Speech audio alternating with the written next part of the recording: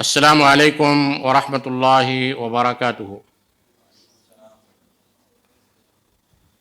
الحمد للہ رب العالمین والصلاة والسلام علی رسولہ الامین وعلی آلہ وصحبہ اجمعین، اما بعد، رب اشرح لی صدری ویسر لی امری واحلل عقدۃ من لسانی یفقہوا قولی، رب زدنی علما سبحانک لا علم لنا الا ما علمتنا انک انت العلیم الحکیم۔ ساری تعریف، حمد و ثنا، بزرگی و بڑائی، عبادات کا مستحق صرف اور صرف اللہ تبارک و تعالی ہے۔ بے شمار درود و سلام ہو تمام انبیاء اور رسل پر، خصوصاً آخری پیغمبر جناب مصطفیٰ محمد ابن عبداللہ ابن عبد المطلب پر، آپ کے صحابہ پر، تابعین، تبع تابعین، سلف صالحین پر، اور ان سارے مسلمانوں پر جنہوں نے آپ صلی اللہ علیہ وسلم کی احسان کے ساتھ پیروی کی۔ میرے بھائی اور بزرگوں، نوجوانوں، عزیز بچوں اور الف ٹی وی کے سامعین، آج رمضان کے اس مبارک موقع پر میرا موضوع ہے خواہشات اور جذبات نفس کی جنگ۔ خواہشات اور جذبات نفس کی جنگ۔ روزہ دراصل انہی دو چیزوں کو کنٹرول کرنے کا نام ہے، لہذا یہ موضوع ماہ رمضان سے بہت اہمیت رکھتا ہے۔ انسانی زندگی دراصل ایک مسلسل جد و جہد کا نام ہے۔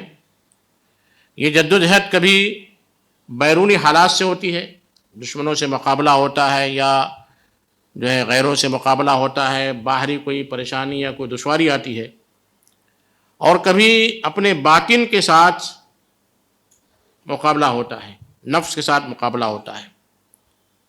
اسے ہم نفس اور روح کی جنگ کہہ سکتے ہیں، نفس اور روح کی جنگ۔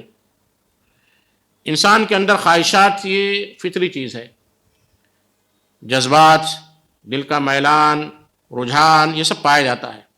اللہ تبارک و تعالیٰ فرماتا ہے زُيِّنَ لِلنَّاسِ حُبُّ الشَّهَوَاتِ مِنَ النِّسَاءِ وَالْبَنِينَ وَالْقَنَاطِيرِ الْمُقَنطَرَةِ مِنَ الذَّهَبِ وَالْفِضَّةِ وَالْخَيْلِ الْمُسَوَّمَةِ وَالْأَنْعَامِ وَالْحَرْثِ ذَلِكَ مَتَاعُ الْحَيَاةِ الدُّنْيَا وَاللَّهُ عِندَهُ حُسْنُ الْمَآبِ۔ لوگوں کو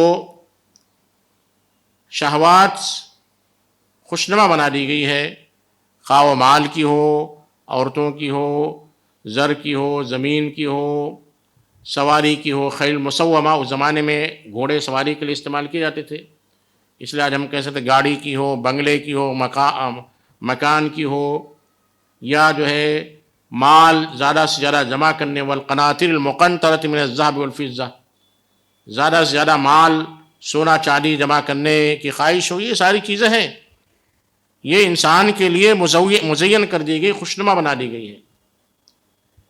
اللہ فرماتا ہے ذالک متاع الحیات الدنیا، یہ دنیاوی زندگی کے ساز و سامان ہے، اس کا حاصل کرنا کوئی معیوب نہیں ہے اگر جائز طریقے سے حاصل کیا جائے، جائز خواہشات ہوں مال و دولت جمع کرنے کی، اور اس مال و دولت جمع کرنے سے آپ کا مقصود یہ ہو کہ آپ اس سے دین پر قائم رہ سکیں گے، دین کو عام کریں گے، پھیلائیں گے، اپنے بال بچوں کی اچھی تربیت کریں گے، اچھی ایجوکیشن دیں گے، اچھی گاڑی میں چلیں گے، تو کوئی حرج نہیں، یہ دنیاوی زندگی کا ساز و سامان ہے، لیکن ہمیں آخرت کا خیال کرنا چاہیے۔ واللہ عنده حسن المآب، بہترین ٹھکانہ اللہ کے پاس ہے، ہمیں اللہ سے ان چیزوں کی امید رکھنی چاہیے۔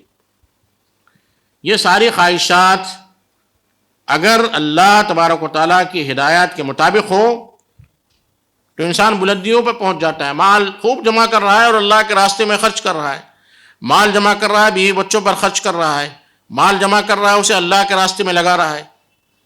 تو اللہ کی ہدایات کے مطابق اگر یہ چیزیں ہوں، یہ خواہشات ہوں، تو انسان بلندیوں پر پہنچ جاتا ہے۔ اور اگر یہ بے لگام ہو جائے، مال حاصل کر رہا ہے، شراب و کباب میں سود و خمار میں اسے ضائع کر رہا ہے، عیش و عشرت میں اسے لٹا رہا ہے، اگر یہ بے لگام ہو جائے تو یہ مال و دولت، یہ خواہشات، یہ جذبات انسان کو تباہی اور گمراہی کی طرف لے کر چلی جاتی ہیں۔ اسی انٹرنل کشمکش، اندرونی کشمکش کو خواہشات نفس اور جذبات نفس کی جنگ کہا جاتا ہے، جو روزے میں ہمیں خاص طور پر لڑنی ہے۔ نفس یہ عربی زبان کا لفظ ہے، اس کا خاص مفہوم ہے، قرآن مجید میں اس کا تذکرہ بھی آیا ہے۔ سورہ یوسف میں اللہ تبارک و تعالیٰ نے فرمایا ان النفس لامارۃ بالسوء، یقیناً نفس انسان کو بہت زیادہ برائیوں پر اکساتا ہے، برائیوں کا حکم دیتا ہے۔ قرآن اور حدیث کی روشنی میں نفس کی 3 قسمیں کی گئی، بڑی بڑی 3 قسمیں ہیں نفس کی۔ پہلی قسم ہے نفس امارہ، یعنی وہ نفس جو انسان کو برائی پر ابھارتا ہے اور برائی پر چلنے کی کوشش کراتا ہے اور انسان کو خواہشات نفس کی پیروی کرواتا ہے، اسے کہتے ہیں نفس امارہ، بہت زیادہ جو ہے حکم دینے والا تاکہ برائی پر چلو۔ دوسری قسم ہے نفس لوامہ، جو انسان کو بار بار ملامت کرتا ہے، ایسا مت کرو، یہ حرام ہے، یہ ناجائز ہے، اور انسان کو ندامت دلاتا ہے کہ ایسا کرنا جو ہے صحیح نہیں، انسان ریگریٹ ہوتا ہے۔ تو دوسری قسم ایسا نفس جو انسان کو ریگریٹ کرتا ہے، ندامت دلاتا ہے، گناہ پر ملامت کرتا ہے۔ تیسرا نفس جسے نفس مطمئنہ کہا جاتا ہے، یعنی ایسا نفس جو دنیا سے بے نیاز ہے اور مطمئن ہے، الا بذکر اللہ تطمئن القلوب والا ہے، مست ہے، اللہ کے راستے میں نماز پڑھتا ہے، روزہ رکھتا ہے، اللہ نے اسے دین سے بھی نوازا ہے، دنیا سے بھی نوازا ہے، اور اپنے نفس کو مطمئن رکھتا ہے۔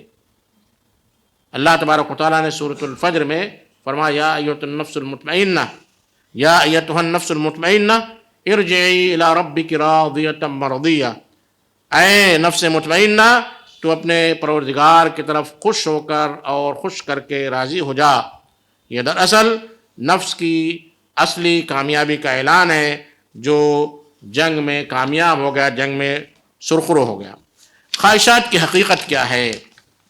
جیسا کہ میں نے تمہید میں بتایا کہ اسلام خواہشات کا انکار نہیں کرتا ہے، اسلام خواہشات کا انکار نہیں کرتا۔ اللہ تبارک و تعالیٰ فرماتا ہے دعا کرو ربنا آتنا فی الدنیا حسنہ، اے اللہ ہمیں دنیا میں اچھا ہی دے، دنیا کی ساری اچھی چیزیں ہمیں ملے۔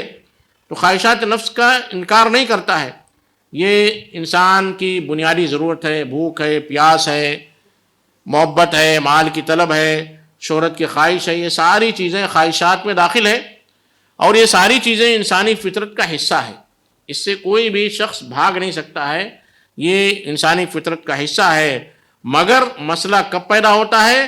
جس کے تعلق سے اللہ تبارک و تعالیٰ فرماتا افرأیت من اتبع الہہ ہواہ، افرأیت من اتبع الہہ ہواہ، یعنی ایسا شخص جو اپنے خواہشات کو ہی اپنا معبود بنا لے، خواہشات کے مطابق اپنی زندگی گزارنے لگے، تو یہاں پر جو ہے معاملہ خراب ہوتا ہے۔ ورنہ انسان محبت کرتا ہے، یہ فطری چیز ہے، بھوک لگتی ہے فطری چیز ہے، پیاس لگتی ہے فطری چیز ہے، شہرت کی طلب بھی ہوتی ہے، یہ بھی فطری چیز ہے، لیکن ایک دائرے کے حد تک جو ہے لمیٹڈ اگر یہ چیزیں پائی جاتی ہے تو انسانی فطرت کا حصہ ہے، اس میں کوئی قباحت نہیں ہے، اسے شریعت کے دائرے میں محدود رکھا جائے۔ امام غزالی رحمۃ اللہ علیہ کہتے ہیں کہ نفس، انسان کا نفس ایک بے قابو گھوڑے کے مانند ہے، اگر اسے لگام نہ دی جائے تو دوڑتا دوڑتا دوڑتا چلا جائے گا، ٹک ٹک ٹک ٹک، اور گھڑے میں گر جائے گا۔ ہاں اسے اس نفس کو عقل کی لگام دے دیں، شریعت کی لگام دے دیں، بعض چیزیں جو ہے شریعت سے انسان کو سمجھ میں نہیں آتی ہے، لیکن کامن سینس کہتا ہے کہ یہ چیز غلط ہے، تو عقل کی لگام ایک عام انسان کے لیے، مسلمانوں کے لیے شریعت کی لگام اگر اسے دے دی جائے تو وہ اللہ کے قریب ہو جاتا ہے اور وہ نفس مطمئنہ کے درجے تک پہنچ جاتا ہے۔ ایک چیز یاد رکھیے کہ نفس کا شیطان کے ساتھ بڑا گہرا جو ہے گٹھ جوڑ ہے، اسی لیے اللہ کے نبی کریم صلی اللہ علیہ وسلم فرماتے ہیں ان الشیطان یجری من الانسان مجری الدم، جیسے انسان کے جسم میں خون دوڑتا ہے اسی طرح شیطان دوڑتا ہے۔ بڑا گہرا تعلق جو انسان کا جو ہے شیطان کے ساتھ ہوتا ہے، اور انسان کی اس جو ہے اندرونی جنگ میں، باطنی جنگ میں یہ دشمن سب سے جو ہے نمایاں کردار ادا کرتا ہے، بلکہ کہا جائے کہ سب سے اصلی کردار اسی شیطان کا ہوتا ہے۔ اور یہ شیطان نے اللہ سے وعدہ بھی لیا ہے کہ انسان کو بہکانے کا کام کرے گا، انسان کی خواہشات نفس پر عمل کرنے کا حکم دے گا۔ لہذا یہ شیطان انسان کی نفسانی کمزوریوں کا فائدہ اٹھاتا ہے، فائدہ اٹھانے کے بعد اس کے دل میں برے خیالات لاتا ہے اور انسان دھیرے دھیرے جو ہے ہلاکت کے گڑھے میں گرتا چلا جاتا ہے۔ اس لیے ہمیں بار بار شیطان سے پناہ مانگنے کا حکم دیا گیا۔ اعوذ باللہ من الشیطان الرجیم، میں پناہ مانگتا ہوں اللہ تبارک و تعالیٰ کے وسیلے سے، اللہ کے ذریعے سے، شیطان رجیم سے جو مردود ہے۔ بار بار جو ہے یہ ہم پناہ مانگتے ہیں کہ یہ ہمیں خواہشات نفس میں مبتلا کر کے جہنم کے گڑھے میں نہ ڈھکیل دے۔ اور اللہ تبارک و تعالیٰ نے شیطان کے تعلق سے کہا ہے کہ وہ تمہارا کھلا ہوا دشمن ہے، عدو مبین ہے۔ لہذا ہمیں اپنی اندرونی کمزوریوں سے بھی آگاہ رہنا چاہیے۔ یہ ہے خواہشات کا تعلق۔ جذبات یہ ایک دلی میلان، دلی کیفیت کا نام ہے۔ جذبات یہ بھی انسان کی قوت اور طاقت ہے، کمزوری بھی ہے۔ انسان جذبات میں کوئی فیصلہ لے لیتا ہے اور ناکام ہو جاتا ہے، جذبات میں کبھی فیصلہ لے لیتا ہے کامیاب ہو جاتا ہے، وہ انسان کی کمزوری ہے۔ جذبات کی ایک مثال میں آپ کو دوں، غصہ ہے۔ جذبات کی ایک قسم میں سے غصے کی مثال ہم دے سکتے ہیں۔ غصہ اگر بے قابو ہو جائے، غصہ اگر ان کنٹرول ہو جائے، ہم اسے کنٹرول نہیں کر سکیں تو ظلم میں تبدیل ہو جاتا ہے۔ انسان کسی پر غصہ ہوتا ہے، کنٹرول کر لیا، صبر کر لیا تو غصہ فلیٹ ہو جاتا ہے، ختم ہو جاتا ہے۔ لیکن اگر یہ غصہ جو ہے کنٹرول سے باہر ہو گیا تو دوسرے شخص پر ظلم میں تبدیل کر دیتا ہے۔ لہذا یہ غصہ انسان کو گناہ میں مبتلا کر دیتا ہے۔ اسی لیے اللہ کے نبی کریم صلی اللہ علیہ وسلم فرماتے ہیں، لیس الشدید بالسرعہ انما الشدید من یملک نفسہ عند الغضب۔ جو شخص کشتی کے میدان میں کسی کو پچھاڑ دے، غالب آ جائے، وہ طاقتور نہیں ہے، کیونکہ یہ طاقت آپ کو نظر آتی ہے۔ انسان ہتھا کٹا ہوتا ہے، مسلس ہوتے ہیں، سکس پیک ہوتا ہے، اور وہ جم کرنے کے بعد اس کے اندر طاقت آ جاتی ہے، بڑا طاقتور ہوتا ہے۔ لیکن غصے پر قابو رکھنا یہ بڑا مشکل کام ہوتا ہے۔ اتنا ہٹا کٹا ترنگا انسان بھی غصے پر قابو نہیں کر پاتا ہے۔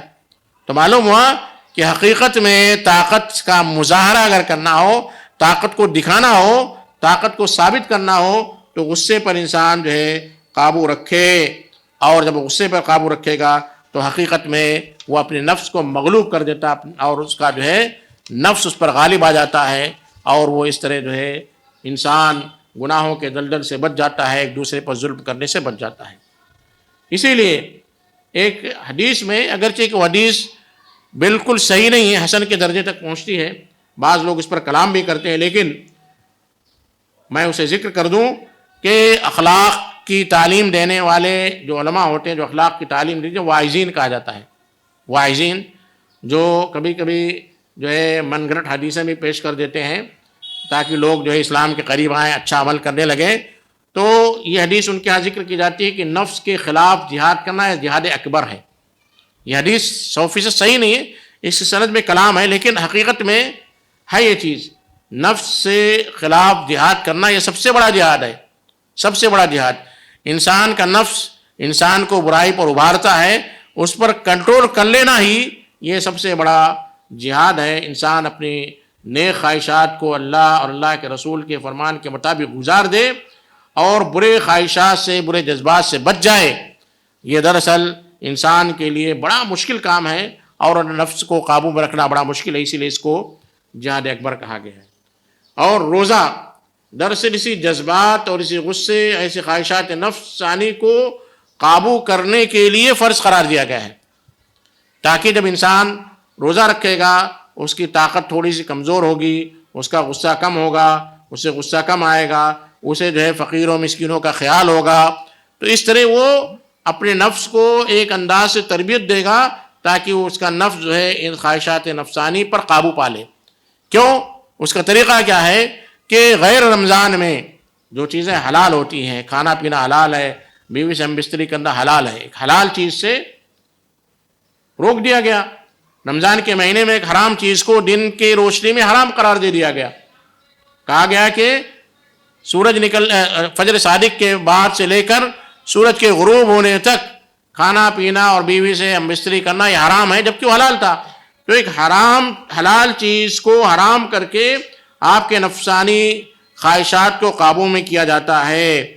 تو اس طرح جب انسان ایک حلال چیز سے بچ رہا ہے حرام سمجھ کر کچھ مدت کے لیے، تو اسے یہ کنٹرول کی تربیت دی جاتی ہے کہ غیر رمضان میں وہ حرام چیز سے جو ہے بچا رہے۔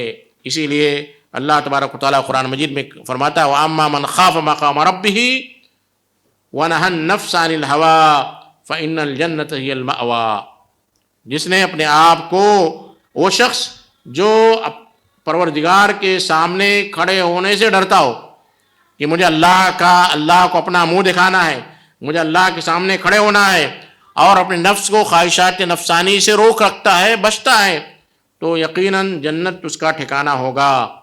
اس سے معلوم ہوتا ہے کہ خواہشات نفسانی کو کنٹرول کرنا، اسے دبانا، اسے صرف اور صرف جائز طریقے سے استعمال کرنا، یہ جنت کا دروازہ ہے، جنت کے قریب لے جاتا ہے۔ اور ایسا انسان جو اپنے آپ کو خواہشات نفسانی سے روکتا ہے تو جنت اس کا ٹھکانہ ہے۔ یہ آیت واضح کرتی ہے کہ کس طرح ہم اپنے نفس کو قابو میں رکھیں۔ عملی تدابیر اس کے لیے کیا ہو سکتی ہے؟ سب سے پہلی چیز محاسبہ ہوتا ہے، محاسبہ نفس۔ روزانہ شام میں سونے سے پہلے آپ اپنے نفس کا جائزہ لیجئے۔ سب سے بہترین طریقہ کس طرح ہم اپنے نفس کو کنٹرول کریں۔ سونے سے پہلے ہم سوچیں، ہم جب اٹھے تو کیا ہم نے اس وقت فجر کی نماز پڑھی؟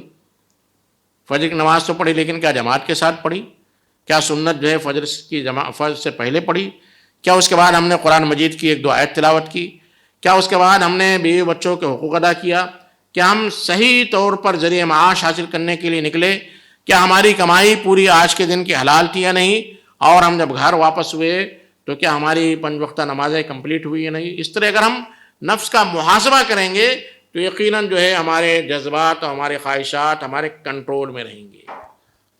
اور اگر ہم ایسی آزاد چھوڑ دیں گے تو ہم اپنے نفس پر قابو نہیں پائیں گے، بلکہ نفس ہمارے اوپر قابو پا لے گا اور ہم نفس کے تابع اور غلام ہو جائیں گے۔ دوسری چیز جس کے ذریعے ہم خواہشات نفس پر قابو پا سکتے ہیں وہ ہے نیک لوگوں کی صحبت اختیار کرنا۔ نیک لوگوں کی صحبت اختیار کرنا۔ وَحِبُّ الصَّالِحِينَ وَلَسْتُ مِنْهُمْ لَعَلَّ اللَّهَ يَرْزُقَنِي صَلَاحًا۔ نیک لوگوں کے ساتھ آپ رہیں گے تو اللہ کے نبی کریم صلی اللہ علیہ وسلم فرماتے ہیں کہ نیک لوگوں کی صحبت، مثل الجلیس صالح، نیک لوگوں کی صحبت کی مثال ایسی ہے جیسے کوئی شخص عطر کی دکان پر بیٹھا ہو، خریدے گا بھی نہیں تو کم از کم اسے عطر کی خوشبو تو آئے گی۔ اور برے لوگوں کی صحبت کی مثال ایسی ہے کہ آپ کسی جو ہے فیبریکیٹر کے پاس جائیں جو فیبریکیشن کرتا ہے، لوہار جسے کہتے ہیں، ٹک ٹک مارتا ہے، کوئلہ جو جلاتا ہے، تو آپ اس کا دھواں لگے گا، اس کا کوئلہ اڑ کر آپ پر چلا آئے گا، اس کی جو چنگاری ہو، چنگاری سے آپ کے کپڑے جل سکتے ہیں۔ آپ کا اگرچہ دوست ہی کیوں نہ ہو، آپ اس کے پاس بیٹھیں گے تو آپ کو نقصان پہنچے گا۔ لیکن وہی ایک اچھا دوست جیسے عطر فروش ہے، آپ نے عطر نہیں بھی لیا تو اس کے پاس جب تک بیٹھیں گے جب تک جو ہے عطر کی خوشبو سے آپ محظوظ ہوں گے۔ تو نیک لوگوں کے ساتھ اگر آپ بیٹھیں گے تو آپ گناہوں کے قریب نہیں جائیں گے۔ تیسری چیز جس سے ہم اپنے نفسانی خواہشات پر قابو پا سکتے ہیں وہ دعا اور استغفار ہے۔ اللہ سے مدد طلب کرنا، لا حول ولا قوت الا باللہ پڑھنا ہے کہ اللہ ہمیں ہمارے نفس پر قابو عطا فرما، تیری ہی طاقت ہے، تو ہی جو ہے اسے قابو میں رکھ سکتا ہے۔ چوتھی چیز علم حاصل کرنا۔ جب تک آپ کو صحیح علم نہیں ہوگا، جب تک آپ حقیقی معنوں میں جو ہے نفس پر قابو نہیں پائیں گے۔ اسی طرح صبر اور استقامت کے ذریعے جو ہے نفس پر قابو پانا ہے۔ خواہشات نفس اور جذبات نفس کی جنگ دراصل انسان کی اصل آزمائش ہے۔ اصل آزمائش یہی ہے۔ آپ صبح سے شام تک دیکھیں ہوں گے کہ آپ کے دل میں کوئی خیال آتا ہے، وہ خیال کو جو شیطان پروان چڑھاتا ہے، اور آپ اس خیالات میں، اس خواہشات میں آپ بہہ کے چلے جاتے ہیں اور گناہ کا سرزد آپ سے ہو جاتا ہے، گناہ آپ سے سرزد ہو جاتا ہے۔ کبھی خواہشات نفسانی کو آپ جب قابو کرتے ہیں، شریعت کے تابع لانے کی کوشش کرتے ہیں، تو دھیرے دھیرے وہ نفس آپ کا نفس مطمئنہ کے درجے تک پہنچ جاتا ہے۔ اسلام چونکہ دین وسط ہے، ماڈریٹ ہے، درمیانی اعتدال کا راستہ ہے، اس لیے اسلام نے انسان کی جائز خواہشات کا احترام کیا ہے۔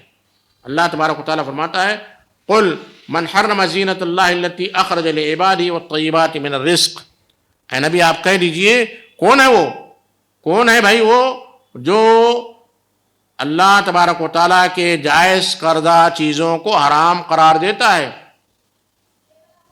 والطیبات من الرزق، اور بہترین رزق کھانے کو کون حرام کر دیتا ہے؟ یہ دنیا میں اللہ نے پیدا کی ہے تاکہ انسان اس سے فائدہ حاصل کرے، لیکن وہ اسلامی شریعت کے دائرے میں ہونی چاہیے۔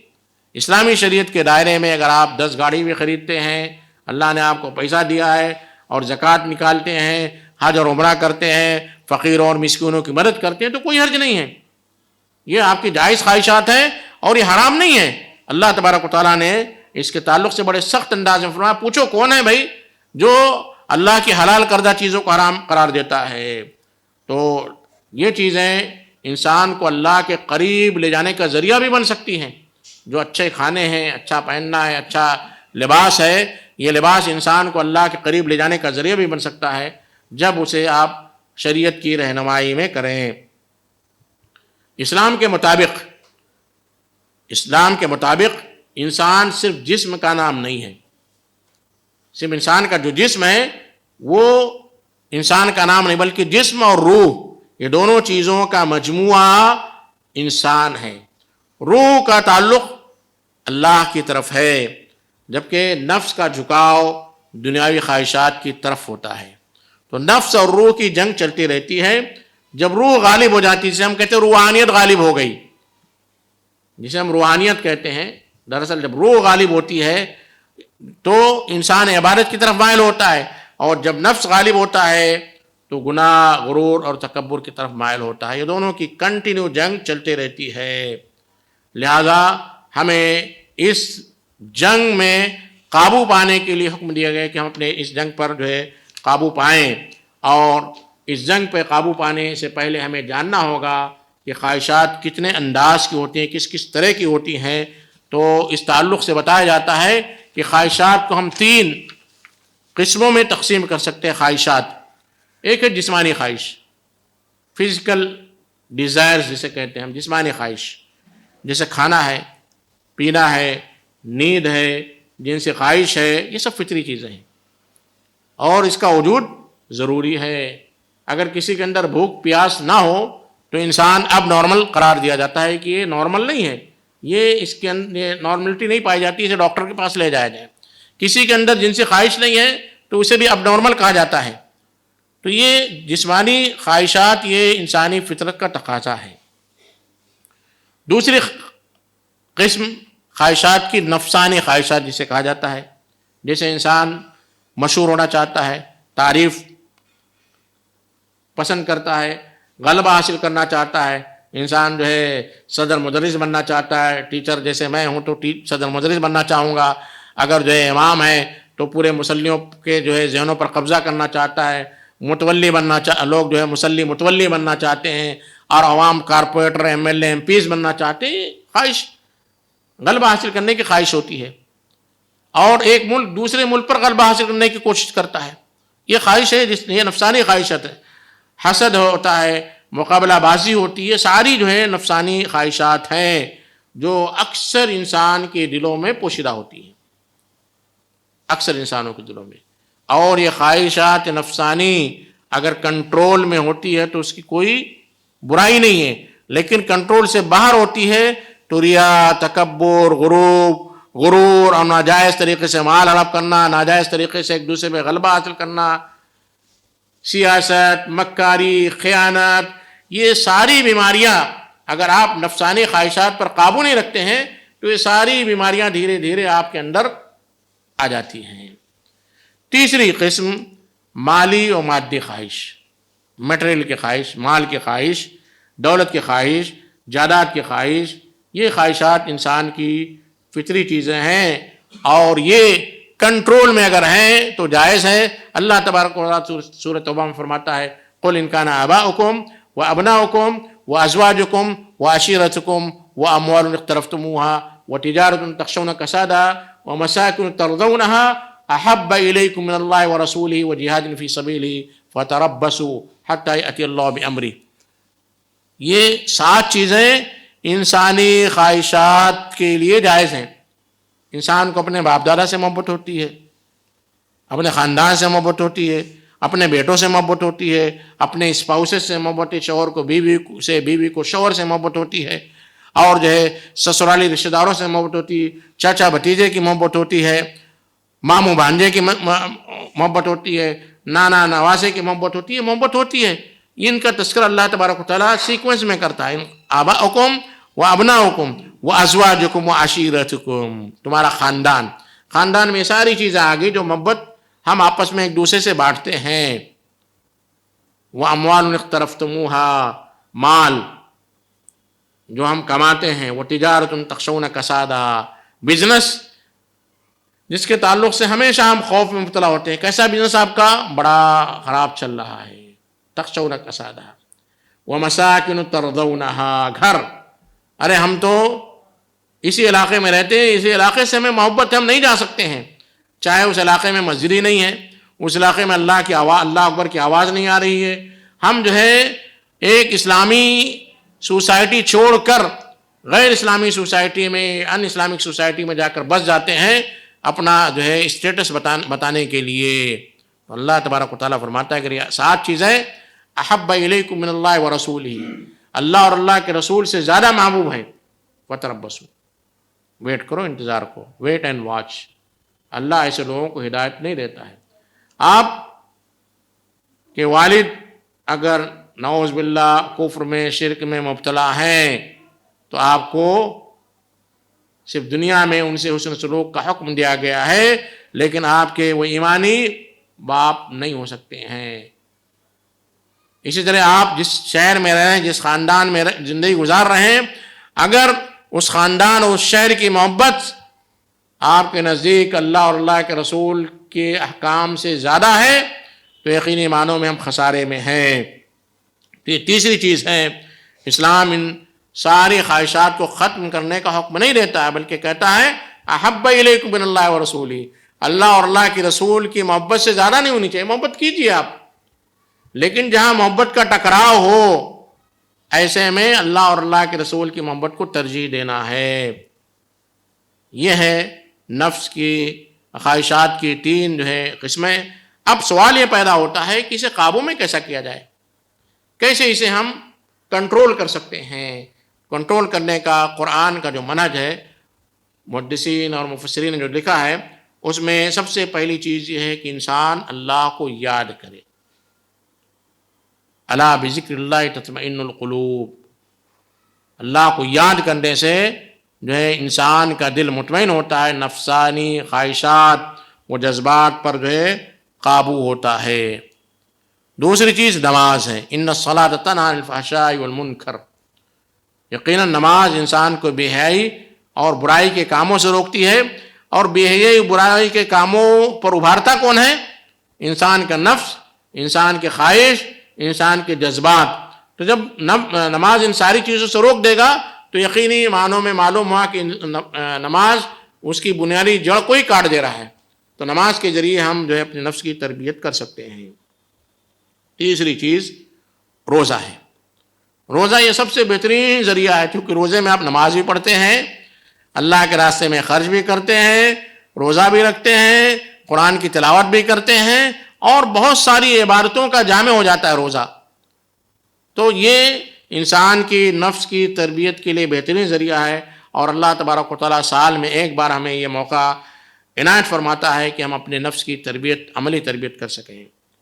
اسی طرح آخری چیز، اللہ کے راستے میں مال خرچ کرنے سے بھی نفس کی تربیت ہوتی ہے، کیونکہ اللہ تبارک و تعالیٰ فرماتا ہے وَتُحِبُّونَ الْمَالَ حُبًّا جَمًّا، تم مال کو بہت زیادہ پسند کرتے ہو، اور جب مال کو انسان خرچ کرے گا تو اس کے اندر شح، جو لالچ جسے کہتا ہے، طمع، حرص، یہ بخل، یہ جو بیماریاں ہیں، جو نفس کی اندرونی بیماریاں ہیں، ان بیماریوں کو ختم کرنے کے لیے اللہ کے راستے میں مال کو خرچ کرنا ہے۔